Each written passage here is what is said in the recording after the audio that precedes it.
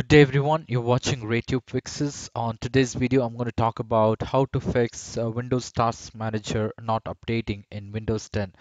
Now, there might be situation or scenario where you're trying to open your Windows Task Manager, but when you try to open, nothing shows up.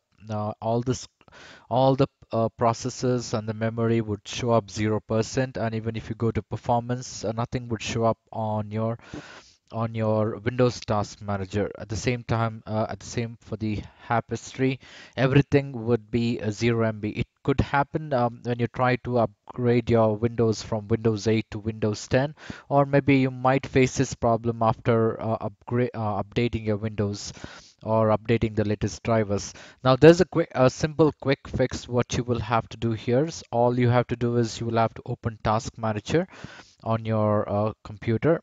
Go to view. Under view, you will have to click on update speed, and here you can go ahead and set to normal. So as soon as you set to normal, you would see the Windows Task Manager updating by itself. So even if you go to performance, you would see your computer performance listed here, and the app history will show up all the details what you are looking for. So this is how you can go ahead and fix your Windows 10 Task Manager not updating. I hope this video was useful. In case if you like this video, please make sure you hit the like button, and please do not forget to subscribe to my channel.